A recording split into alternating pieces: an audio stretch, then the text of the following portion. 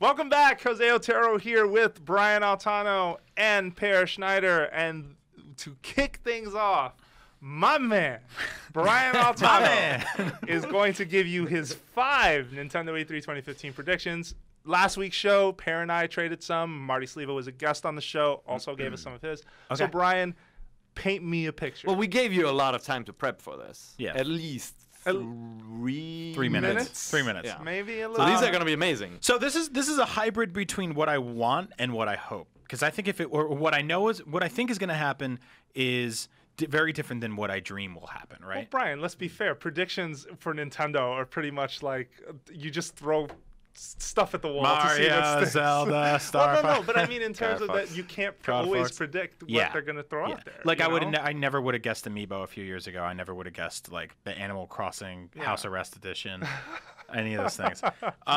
So one thing I want to see, and I'm actually hoping we'll see, and I'm getting a good feeling about, is a new entry in the Punch-Out franchise. And I don't think that means a dedicated Punch-Out game, but I do think it means something new pertaining to Little Mac and his wily gang of overtly racist friends. Stereotypes. Well, they're not racist. They're stereotypes. Yeah. I don't know what that's going to be. I have a feeling like we'll see something for Wii U, and I think it'll be a downloadable game. Yep. I don't think that they would go full-fledged retail for Punch-Out these days, because I don't think it has the same.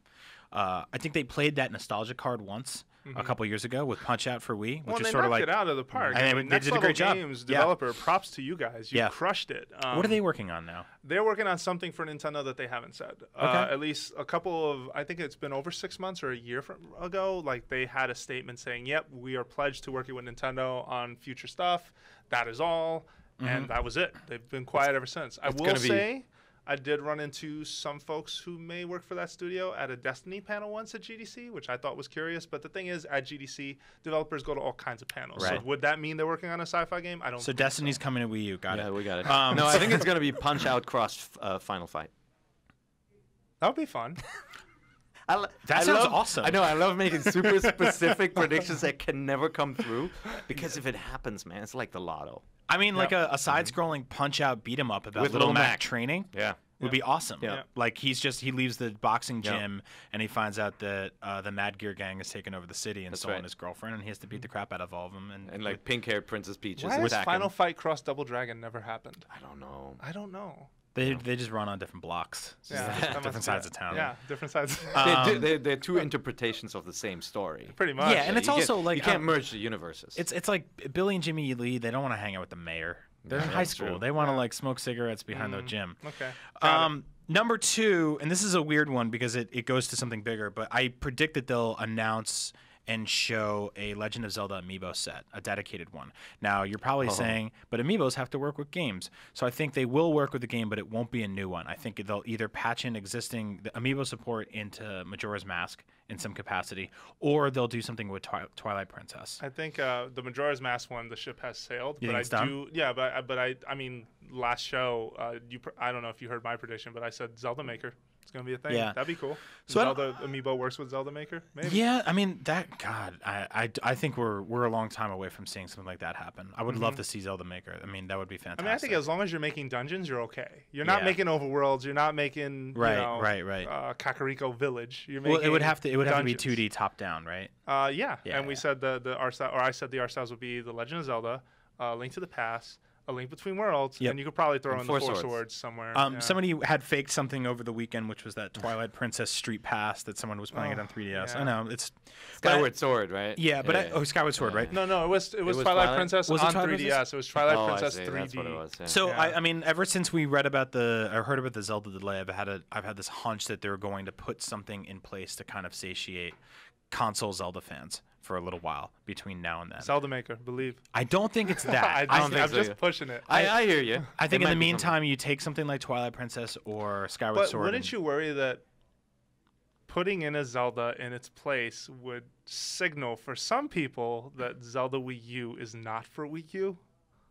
No, I don't think that. I don't think that at all. That would make me jump to that conclusion. No, I think it's just Per is quietly. Yeah, I would too. Yep. I would totally do that. Okay, no, but fine. I think you're right in terms of there's another Zelda thing in the works. Yep. Okay. Number 3, we'll get Animal Crossing Wii U, and that'll be one of the last big flagship titles for the console. Like in terms of like big, retail sells a lot of units type of thing. That'll be their last big like get on in here and get this console. And I think that that'll utilize the graphics that we saw in that weird demo thing. Animal Crossing Plaza. Yeah. Waddle, Yeah, which was really cool Crossing because I just feel like Animal Crossing is constantly in their vernacular, and it's not really something you see a major entry in the series. And I don't think they are doing all this stuff with Animal Crossing tracks in Mario Kart and doing all this stuff with the Animal Crossing amiibo set just to use them for that Animal Crossing House Arrest version. mini game. I don't think so. See, I had the love that same you call it prediction, House but I Arrest. said that is the take it on the go version that connects with the Wii U version. And like, what if it came to mobile phones and everything? And like, because they never want to tether, I think, Animal Crossing to your home, but they have to with Wii U. That would let you go take it out. So in Japan, they had a 30-second trailer like TV commercial for Mario Kart 8, and it kicks off with Isabelle at a desk, just like basically Animal Crossing, or the way she would deliver something in Animal Crossing. I thought it was incredibly cute, but I also thought, oh my goodness, like, is this another like signal? It probably isn't. It's probably just them reusing assets to make something like that work. See, but it still makes you go, and it's kind of like maybe we're boxing in the dark here, and we're just going like, oh, these are all little symbols and stuff like that, and maybe they're not. But then I look at something like Majora's Mask, and like there's a birdseed trail leading to that game that they hid in a bunch of different things for a while. They were just sort of like, here's a little reference, here's a little nod. Like Link Between Worlds had an actual mask in the shop just sitting there that you could hide behind and wear, basically. Yeah, it's funny. We asked Numa about that, and he was like, yeah, I wasn't really trying to do that, but I guess. Because even like there was like a wallpaper they put out that had a spring background. It was Link wearing, a mask, and it was for 2014 or 15, I don't remember. But anyway, sorry. That's funny, though, the breadcrumb trail. What's next? What do you got? Number 4, I think we're going to see the first glimpse of a Nintendo partnered or developed mobile game, and it'll be out that day. It'll be like, here's our first mobile game, and you can play it right now. At E3? At E3. Whoa. And I think it'll just be sort of testing the waters before this entire partnership goes full-fledged and public to everything. But I think they'll be like, we have a mobile game out, and you can play it right now. Yeah. And that would be earlier than what they're saying. They said not to anticipate until fall. So that would be a nice surprise, I would imagine, if it were that soon and that early. Yeah, and I think it'll be something, it'll be like a Match 3 Pokemon game, or it'll be a WarioWare game, or it'll be something that's sort of like a simplified version of something you can get already, free to play. But it's 100% my prediction. I don't think it'll be a full-fledged Legend of Zelda or Mario game, but it will be something like, we're sticking a pinky toe in the water today. And I don't have a number 5. So number five is that I'm gonna have a really good time, and I'm really excited for Nintendo's E3. Oh yeah, we'll see Zelda. Even though they said it wasn't gonna be there, we will see trailer. So you're not gonna go to the Square conference? No. Ooh, yeah. Did you hear about that? What does Nintendo Square have to do with Enix that? Because Square Enix's new E3 conference. I feel like they haven't had one in a really long time. Yeah. They announced it for Tuesday at 9 a.m. Yeah. Which is the time slot Nintendo always has their conference at. So right now, our time is going to be very divided in terms of coverage, and even like from an audience perspective, people who have an interest in whatever Square is showing. I mean, because potentially Square could show Final Fantasy 15, they can show Kingdom Hearts 3, they can show the next Tomb Raider, they can show the next Deus Ex. Like there are some games in there. Some big stuff. How does it stack up against a publisher like Nintendo, who also has a cool catalog of potential games they could unveil? I don't know, man. That's rough.